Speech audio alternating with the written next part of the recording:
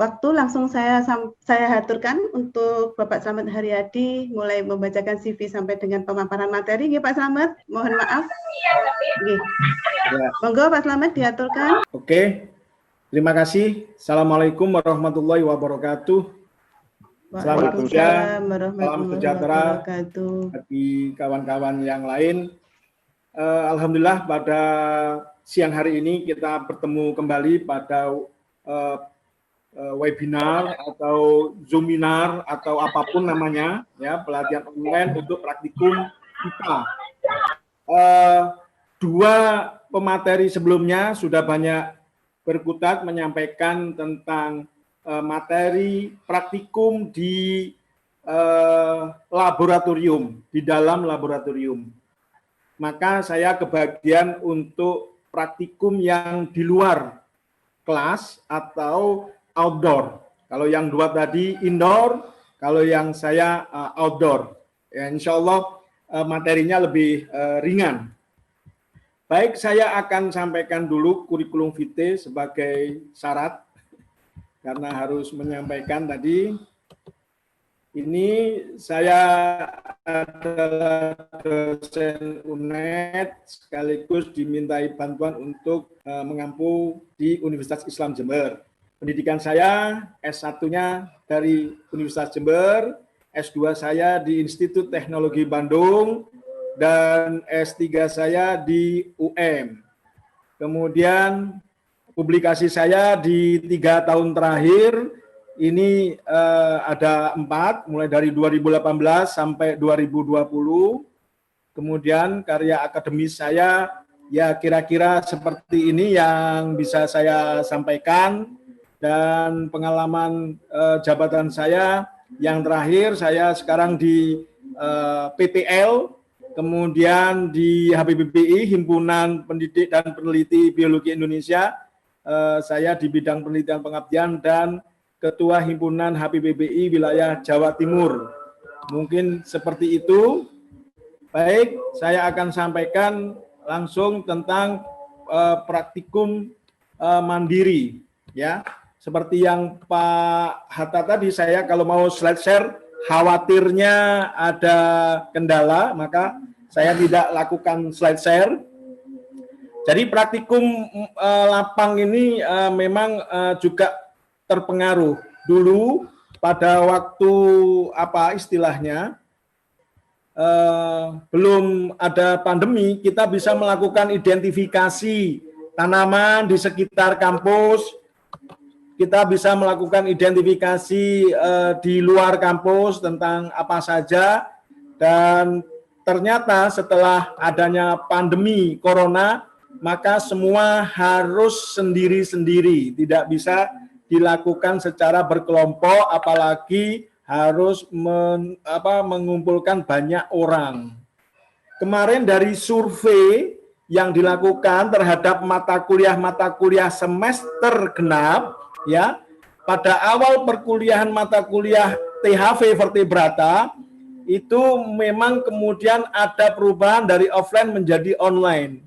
Pada saat offline ini menurut salah satu mahasiswa cukup memahami materi yang diberikan asisten, namun setelah online kami hanya melihat video yang dijelaskan oleh asisten, jadi kurang paham. Kemudian yang lain juga mengatakan yang sama, praktikan hanya menonton video sehingga motoriknya tidak dapat berkembang. Kemudian identifikasi, perhatikan hanya bisa mengira-ngira saja ukurannya. Ini adalah curhatan dari mahasiswa-mahasiswa yang mengikuti praktikum secara daring. Tetapi agak melegakan untuk yang praktikum taksonomi tumbuhan, sudah lumayan baik pelaksanaannya, walaupun asisten hanya mengirimkan gambar.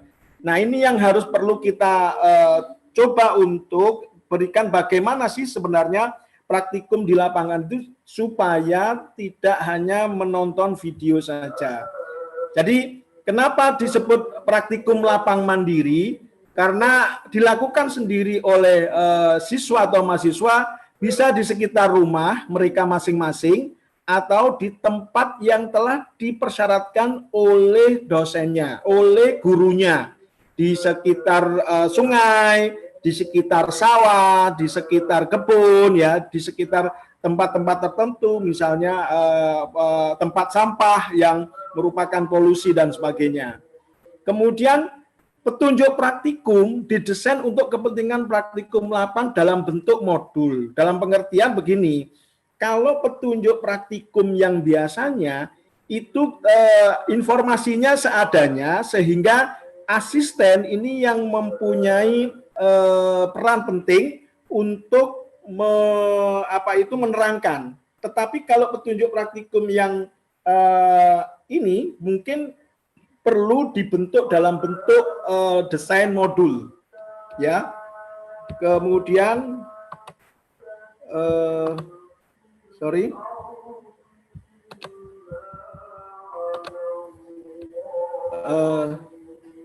kemudian selanjutnya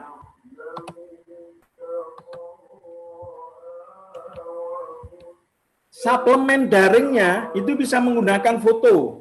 Bisa menggunakan foto, bisa menggunakan PPT interaktif, ya, yang ada videonya di pojok gitu ya, di PPT, atau dengan video full. Kemudian mencantumkan hal penting yang harus dilakukan siswa-mahasiswa selama praktikum lapang. Ini banyak hal, ini yang harus diketahui. Misalnya begini, informasikan tentang kepastian lingkungan objek lapang praktikum aman. Aman dari mana? Dari hal-hal yang menimbulkan bahaya. Kalau misalnya meneliti tentang ekologi misalnya ya, aman dari hewan berbahaya seperti ular, kalajengking, lebah dan sebagainya. Misalnya dilakukan di semak belukar. Atau aman dari longsor. Kalau misalnya kemudian penelitiannya itu tentang tanaman di tebing misalnya. Nah, ini harus disampaikan ke siswa bahwasanya hati-hati kalau misalnya terjadi gerakan dalam padat tanah, dia segera harus lari dan sebagainya. Hal-hal penting ini harus disampaikan. Kemudian aman dari arus hanyut bila dilakukan di sungai. Misalnya dilakukan untuk mengetahui bentos atau plankton di sungai. Nah, itu hati-hati kalau misalnya kemudian suatu saat ada arus sungai yang tiba-tiba membesar, ini harus diingatkan. Bahkan kalau misalnya dilakukan di daerah jalan besar untuk melihat polusi, misalnya tingkat polusi udara antara satu tempat dengan tempat yang lain, nah ini hati-hati dengan arus lalu lintas. Nah, informasi-informasi ini harus disampaikan karena kita tahu bahwasanya siswa kadang-kadang kurang waspada. Ini yang bertanggung jawab adalah asisten atau yang lebih tinggi adalah dosen dan gurunya. Informasikan juga tentang penggunaan perlengkapan safety dalam petunjuk praktikum itu, seperti halnya penggunaan sarung tangan agar supaya tidak kena getah yang gatal, tidak kena duri dan sebagainya. Sepatu lapangan supaya kita tidak kena hal-hal yang membahayakan seperti paku, kemudian seperti halnya batu yang tajam. Jaket pelampung ini terutama kalau yang di sungai ya, sekarang sudah ada jaket-jaket pelampung yang andai kata kemudian terpleset dan jatuh di kedalaman tertentu, dia tidak akan tenggelam karena jaketnya itu memang didesain untuk mengapung di air. Kemudian helm pelindung misalnya, ini yang mungkin bisa melindungi diri dari sesuatu yang dari atas, misalnya entah itu kejatuhan kelapa atau kejatuhan cabang dari pohon dan sebagainya ya, sesuai dengan kebutuhan. Ini yang penting dalam praktikum lapang karena berbeda. Kalau di dalam laboratorium semuanya itu sudah safety, semuanya itu ada blower, ya, ada penyemprot air untuk memadamkan kebakaran dan sebagainya, sudah safety. Tapi kalau di luar tidak ada yang bisa menjamin, ya. Jadi memang tujuan praktikum lapang ini untuk melihat sesuatu secara in situ. Jadi melihat aslinya.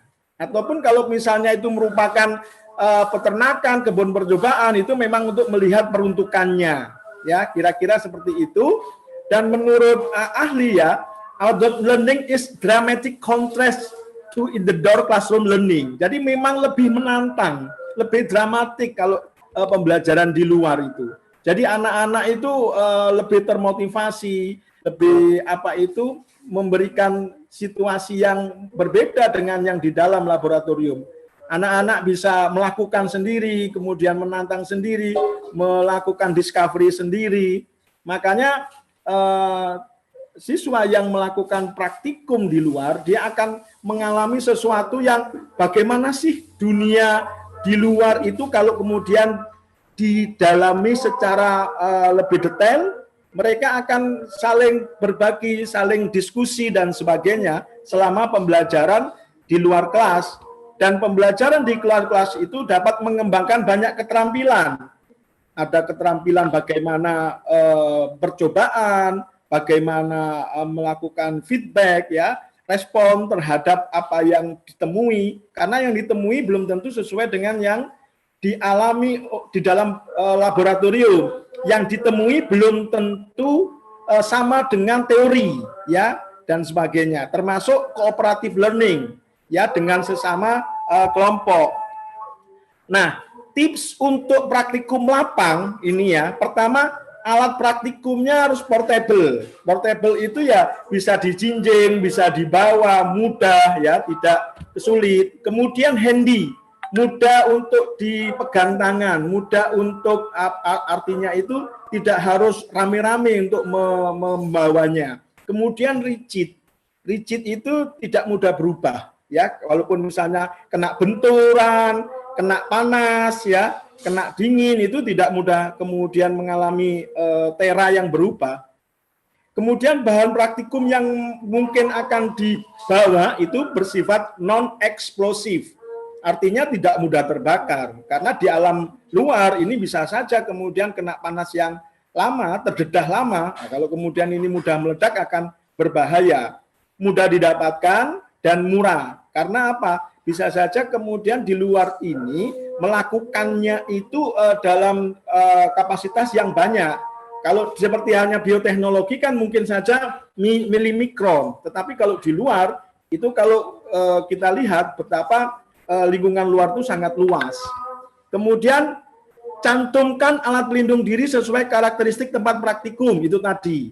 Tolong guru atau dosen memberikan sesuai dengan pengalaman apa kira-kira alat pelindung yang harus dibawa oleh mereka sesuai dengan tujuan atau sasaran praktikum, ya, tempat praktikum. Kalau di gunung berbeda dengan yang di sungai. Yang di hutan berbeda kemudian dengan yang di tebing dan sebagainya. Ini yang kemudian kalau dilakukan oleh mereka. Tetapi kalau misalnya di sekitar rumah, ya mungkin alat pelindungnya tidak terlalu banyak, ya. Kemudian prosedur dalam petunjuk praktikum lengkap dan jelas. Kenapa? Karena kalau di lab itu ada asistennya, ada pendampingnya sehingga no problem. Tetapi kalau kita lakukan sendiri-sendiri, anak-anak itu selengkap mungkin, sejelas mungkin, sehingga bisa jadi kemudian melengkapinya itu dengan video, melengkapinya itu dengan PPT interaktif, melengkapinya itu dengan foto-foto, ya, yang kira-kira bisa membantu banyak oleh guru untuk kepada siswa supaya praktikum itu lebih clear yang dilakukan. Jangan sampai apa yang dipikir guru dengan yang dipikir siswa berbeda. Nah ini, ya. Kemudian cantumkan penting tidaknya melanggar perintah. Pencantumkan pentingnya tidak melanggar perintah atau larangan yang tertera di seputar tempat praktikum. Misalnya jangan dekati tiang, ya mungkin itu mengandung listrik. Nah itu tolong dicantumkan karena kita tidak bisa mengawasi secara langsung. Ini yang perlu harus dicantumkan. Misalnya dilarang mendekati batas papan pengumuman. Nah, jangan sampai itu kemudian dilanggar. Bisa jadi kemudian tanahnya bergerak dan sebagainya. Nah, ini penting untuk jangan sampai melanggar larangan atau perintah yang tertera di seputar tempat praktikum. Ingatkan juga dalam petunjuk tentang perlunya merekam pelaksanaan praktikum. Karena sekarang setiap siswa itu hampir mempunyai handphone, ya, mempunyai smartphone, sedapat mungkin apa yang dilakukan itu di video, di foto, dicatat langsung dalam teks ya, atau direkam voice note ya, di voice note supaya tidak lupa. Sebab apa yang terjadi secara langsung di depan mata itu memberikan banyak laporan daripada mengingat-ingat setelah pulang ke rumah ya. Live itu sangat penting untuk langsung ditangkap maksudnya. Ini contoh misalnya modul tadi itu, susunan daripada modul ini ya saya ambil dari praktikum di UT ya. Halo? Ya, kalimat-kalimatnya itu ya seperti komunikasi, seakan-akan memegang modul itu sama dengan berbicara dengan guru, sehingga ini yang berbeda dengan petunjuk praktikum yang biasa ya. Jadi seakan-akan murid atau mahasiswa atau siswa itu sedang komunikasi dengan dosennya, dengan gurunya, dengan asistennya, sehingga kalimat-kalimatnya itu komunikatif. Dan kegiatan praktikum itu juga alat-alatnya, tabel pengamatannya itu dilakukan secara terinci gitu ya. Misalnya temukan 10 makhluk hidup ya. Jangan cuma temukanlah makhluk hidup di sekitar sana, berapa jumlahnya, hewannya berapa, tumbuhannya berapa, ini yang harus jelas, clear gitu ya. Kalau yang dilakukan oleh anak-anak di rumah, mungkin dia akan lebih asyik sendiri, menikmati apa yang dikerjakan secara sendiri, dan kalau lebih jelas, itu tidak akan mungkin dia bolak-balik bertanya-tanya gitu ya. Dan ingat, setiap pelaksanaan yang dia lakukan harus ada dokumentasi sebagai bukti bahwasanya dia telah melaksanakan praktikum sesuai dengan petunjuk. Ya, kemudian nanti hasilnya itu dimasukkan ke dalam tabel dan sebagainya. Bagaimana ini rancangannya sesuai dengan tujuan Bapak Ibu dalam menyusun petunjuk praktikum. Nah, hanya saja begini Bapak Ibu, kendala yang kita temui bahwasanya tidak semua anak-anak mempunyai alat-alat yang kita inginkan. Contoh misalnya pengukuran faktor ekologis. Apa mungkin anak-anak mempunyai termometer? Apa mungkin anak-anak mempunyai hygrometer untuk kelembapan? Apa mungkin anak-anak mempunyai luxmeter untuk intensitas cahaya?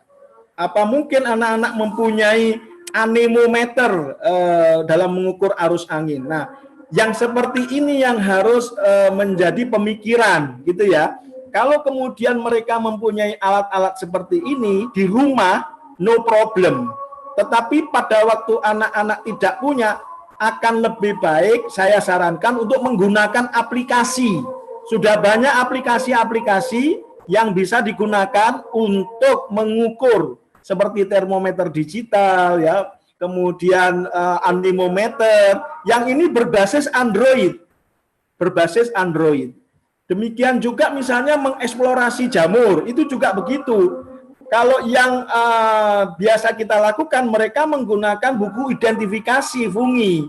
Tetapi Bapak Ibu, karena sekarang anak-anak ini sudah digital semua, lebih baik menggunakan alat-alat yang mereka punyai, seperti halnya Android tadi itu. Banyak sekali di App Store atau di Play Store itu aplikasi-aplikasi untuk mengidentifikasi jamur.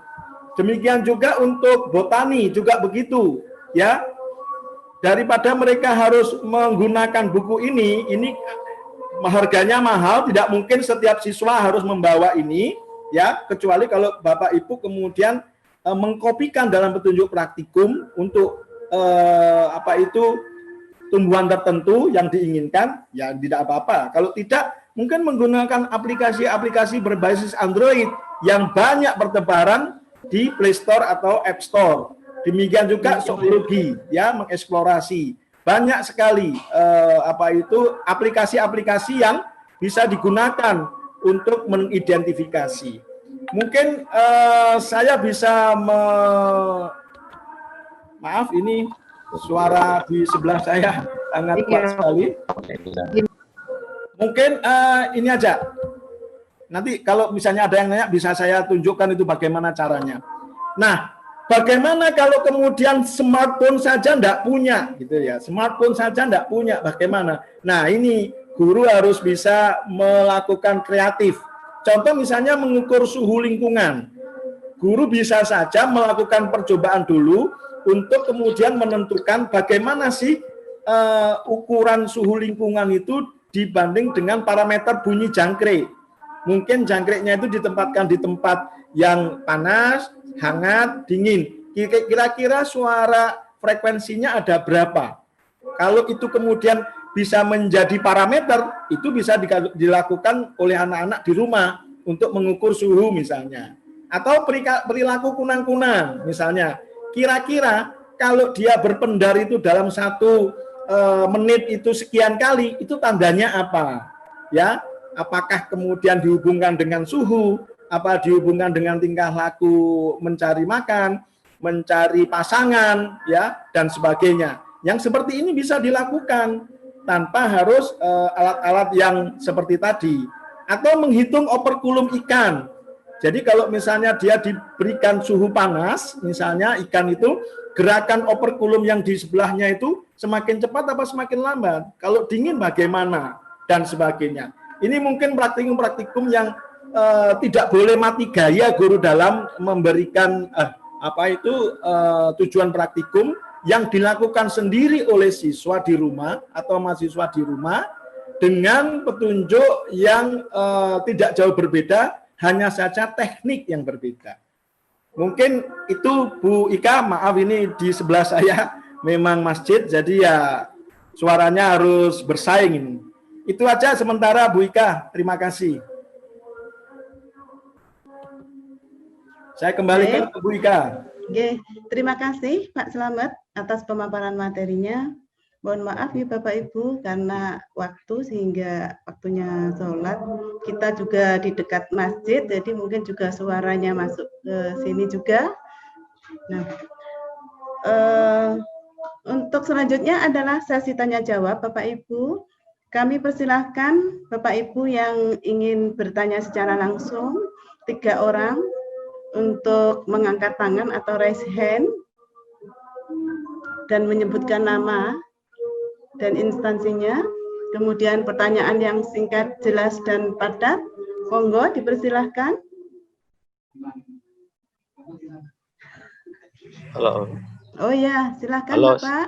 Halo. Halo, Assalamualaikum. Waalaikumsalam. Dengan Bapak siapa? Dengan Bapak Hamzah. Ya, Bapak Hamzah. Dari Kabupaten Sidin Rapang, Sulawesi Selatan. Oh ya, monggo Bapak Hamzah dari Sulawesi Selatan. Persilahkan. Terima kasih banyak Bu telah menyimak 3 materi. Yang pertama tadi terkait bagaimana persiapan virtual laboratorium, ya cukup bagus. Kemudian yang kedua tadi masalah genetika. Ketiga mengenai praktikum 8. Kami di sini sebagai. Halo Bapak, suaranya terputus. Oh, terputus. Halo Bapak, mohon diulangi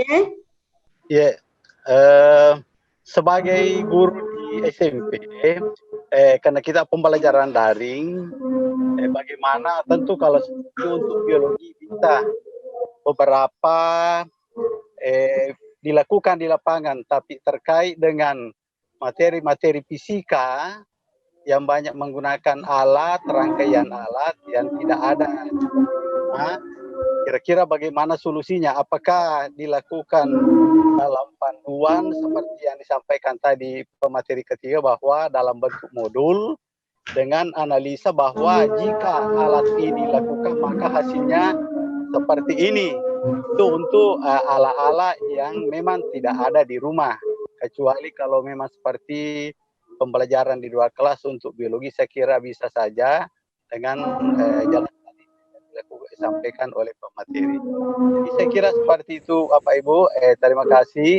Jadi intinya bahwa bagaimana memberikan pembelajaran seperti misalnya magnet, listrik untuk di rumah, rangkaian listrik statis untuk listrik dinamis. Jika hal itu tidak siap anak-anak di rumah. Ya. Terima kasih banyak mohon pencerahan untuk pembelajaran daring. Terima kasih. Baik, warahmatullahi wabarakatuh. Waalaikumsalam warahmatullahi wabarakatuh. Baik, terima kasih Bapak Hamzah dari Sulawesi Selatan.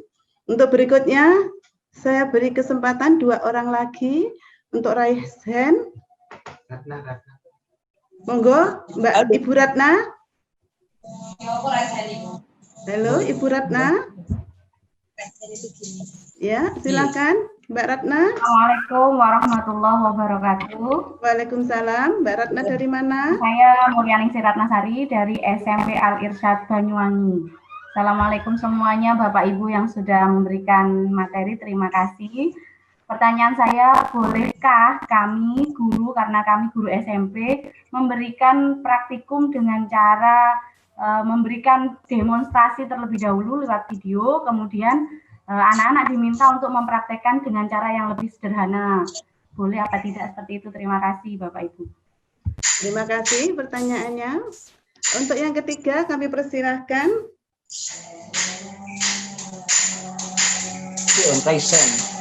Raise hand, silahkan.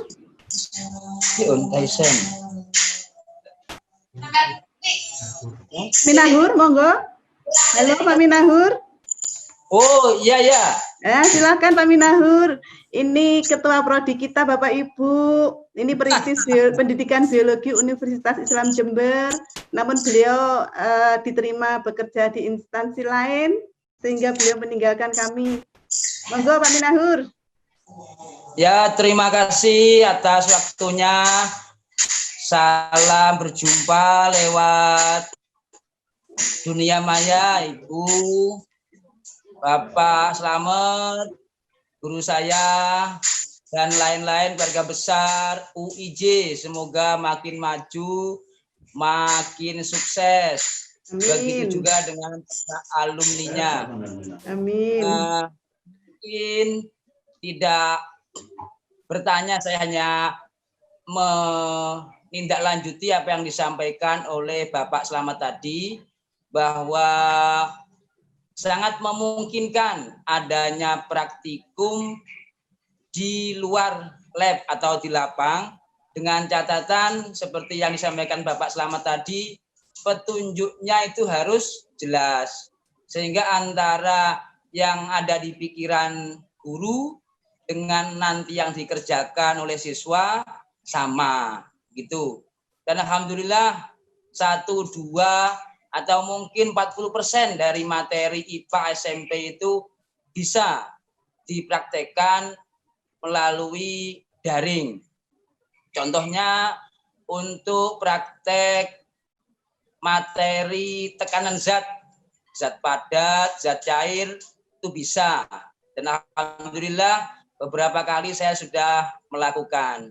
Terus untuk materi kelas 9, materi listrik, misalkan membuat motor listrik atau dinamo kecil-kecilan, itu bisa dengan cara seperti yang penanya kedua tadi disampaikan, guru membuat demonstrasi dulu, video demonstrasi, bagaimana cara-caranya, atau nanti dikolaborasi dengan melihat di YouTube, lalu siswa disuruh praktek, hasilnya direkam, dan nanti dikirimkan ke grup WhatsApp atau yang lainnya, dan insya Allah masih bisa berjalan kegiatan praktikum secara daring, walaupun mungkin hanya berapa persen dari materi IPA yang bisa dilaksanakan gitu.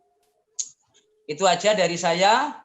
Terus mungkin untuk pertanyaan, apakah ada ya aplikasi praktikum SMP yang sederhana untuk materi-materi yang di lab? Mungkin yang Pak Hatta mungkin bisa, mungkin untuk Pak Hatta ini pertanyaan saya, apa ada aplikasi untuk materi-materi praktikum IPA yang di dalam lab? Cukup, terima kasih. Baik, terima kasih Pak Minahur pertanyaannya. Baik Bapak Ibu, untuk selanjutnya kami persilahkan kepada para narasumber kita untuk memberikan jawaban dari ketiga penanya. Yang pertama adalah pertanyaan dari Bapak Hamzah yang berasal dari Sulawesi Selatan, bahwa pertanyaannya adalah bagaimana untuk guru-guru fisika, karena materi-materi pembelajaran fisika itu membutuhkan alat untuk rangkaian-rangkaian yang tidak ada di rumah. Bagaimana solusinya untuk praktikum daring ini? Monggo Pak Slamet, dipersilahkan. Baik, dari pertanyaan pertama dari Bapak yang di Sidrap ya. Ya, yang di Sulawesi Sebenarnya Selatan. kalau biologi dan fisika itu lebih mudah dilakukan di rumah ya. Kalau untuk SMP maksud saya ya. Kenapa? Karena alat-alatnya itu hampir semua ada di lingkungan toko sekitar rumah. Soalnya kalau di perguruan tinggi itu memang sulit untuk menggunakan di rumah. Contoh misalnya untuk rangkaian seri paralel, itu kan untuk membeli baterai, untuk membeli kabel, itu kan banyak sekali di toko-toko sekitar rumah gitu ya. Termasuk misalnya magnet juga. Kalau Bapak Ibu sulit untuk anak-anak itu menemukan magnet, cobalah menggunakan magnet-magnet yang ada di alat-alat elektronik. Sementara seperti itu. Kalaupun misalnya memang lingkungannya itu misalnya dekat di seputar hutan misalnya, sehingga sulit untuk menemukan, ya saya pernah mendapat tugas dari direktorat untuk meninjau SMP satu atap. Itu saya berangkat ke Sulawesi, itu benar-benar di daerah seputar hutan itu memang sulit untuk mencari seperti itu, tetapi sinyal ada. Maka Bapak Ibu mungkin bisa terpaksa melakukan terobosan yang sederhana, yaitu membuka YouTube, ya, yaitu yang mungkin memungkinkan seperti itu daripada anak-anak tidak bisa melakukan apa-apa, gitu ya. Contoh misalnya kalau saya buka YouTube, ya, saya lihat bahwasanya banyak sekali cara membuat magnet, ya, kemudian bagaimana membuat dengan cara menggosok, membuat dengan cara listrik dan sebagainya. Hal-hal yang begini sangat banyak sekali di YouTube. Kalau semua tadi yang saya sarankan itu tidak bisa ketemu jalan, ya. Termasuk tadi itu aplikasi. Mungkin kalau misalnya selama masih ada koneksi internet, menggunakan aplikasi-aplikasi seperti yang saya sarankan tadi, itu memungkinkan. Kenapa? Karena memang kalau misalnya membeli termometer sulit misalnya ya. Membeli hygrometer mahal misalnya anak-anak. Kalau di lab sekolah kan ada, tapi kalau setiap siswa kemudian di rumah masing-masing harus beli termometer, hygrometer, luxmeter, anemometer, nah ini mana paket datanya sudah mahal ya, masih harus ditambahi itu. Nah, mungkin bisa menggunakan aplikasi-aplikasi tadi. Sekedar contoh mungkin sementara ini saya coba untuk setel ya, ini ya misalnya. Ini nah ini sebentar. Ya. Nah, ini contoh. Belum masuk Pak Slamet videonya. Wah, videonya belum? Screen belum. Bentar. Aplikasi yang pertama yaitu aplikasi untuk mengetahui suhu, yaitu termometer. Termometer. Langkah yang dapat kita gunakan untuk mengetahui. Bentar, saya ulangi kalau gitu. Untuk mengetahui suhu. Ya. Oke. Oke. Sudah bisa terlihat? Bisa Pak Slamet. Ya. Ini contoh. Contoh misalnya ini termometer digital di aplikasi App Store atau Play Store. Nah, ini langsung mengetahui lingkungan kira-kira suhunya berapa. Misalnya, tidak perlu harus beli termometer, langsung aja menggunakan aplikasi, langsung ketahuan. Karena saya yakin tiap mahasiswa atau siswa itu sekarang tidak ada yang tidak pakai smartphone atau handphone ya. Ini misalnya ini contoh yang termometer. Kemudian ada yang contoh hygrometer atau kelembapan. Nah, hygrometer dan sebagainya ya. Kira-kira seperti itulah ya. Banyak sekali. Mungkin begitu, Bu Ika. Baik, terima kasih Pak Slamet. Nah, sebelum acara kita tutup, mungkin dari pemateri akan memberikan closing statement-nya. Monggo dipersilahkan, Bapak Slamet, monggo.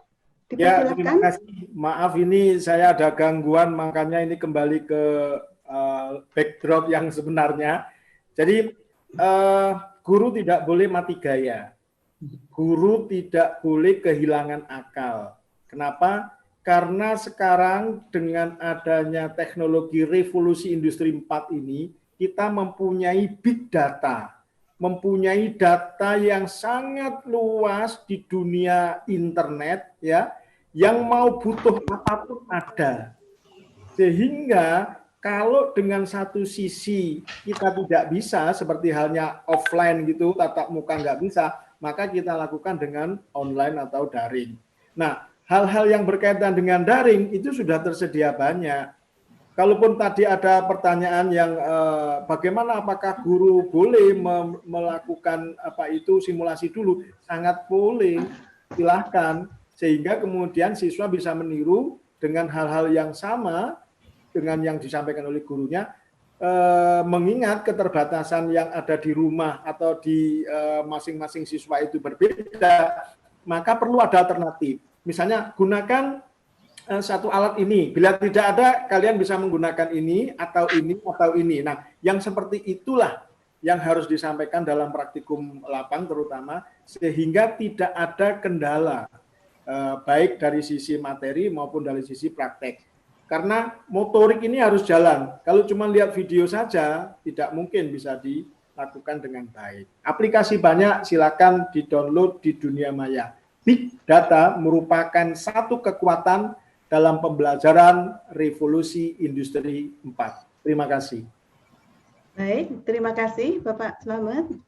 Bapak Ibu yang saya hormati, demikianlah pelatihan online tentang praktikum IPA di kelas daring pada pagi hari ini. Saya akhiri. Wassalamualaikum warahmatullahi wabarakatuh.